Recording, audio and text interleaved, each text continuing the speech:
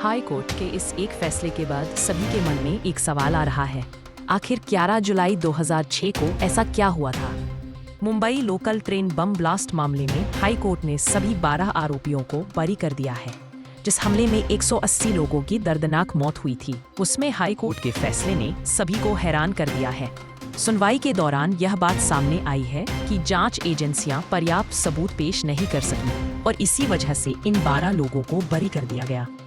High court के इस एक फैसले के बाद सभी के मन में एक सवाल आ रहा है। आखिर 11 जुलाई 2006 को ऐसा क्या हुआ था? ऐसे कौन से बम धमाके हुए थे जिसने 180 लोगों की जान ले ली? 11 जुलाई की शाम को मुंबई में ऐसा क्या हुआ कि लोगों ने उसे 1992 के धमाकों के बाद सबसे बड़ा हमला करार दिया?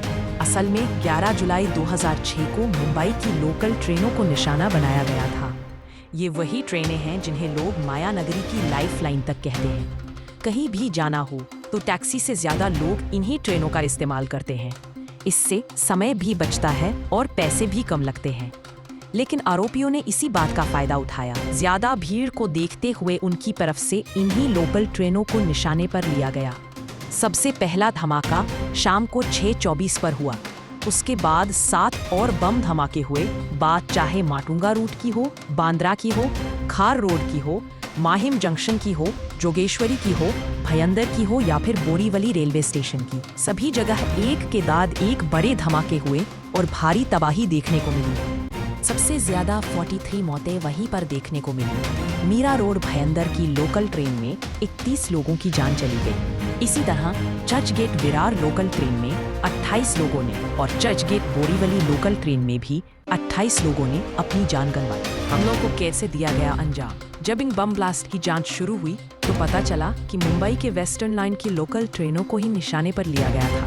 वही प्रेशर कुकर की मदद से उन धमाकों को अंजाम दिया गया। जिन भी कोच में धमाके हुए थे उनके परख खच्चे पूरी तरह उड़ गए। जांच में ये भी पाया गया कि आरोपियों ने दूर जाने वाली ट्रेनों को अपने निशाने पर लिया था, क्योंकि सबसे ज्यादा ऑफिस जाने वाले लोग उन्हीं ट्रेनों में मौजूद थे।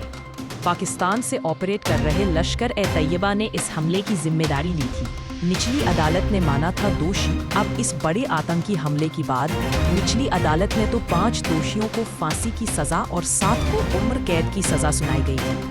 लेकिन जब बाद में इन्हीं फैसलों को हाई कोर्ट में चुनौती दी गई तो मामला पूरी तरह पलट गया।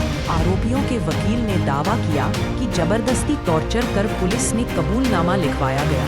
इसी वजह से पुलिस का केस कमजोर हो गया और हाई कोर्ट ने सभी आरोपियों को बरी किया।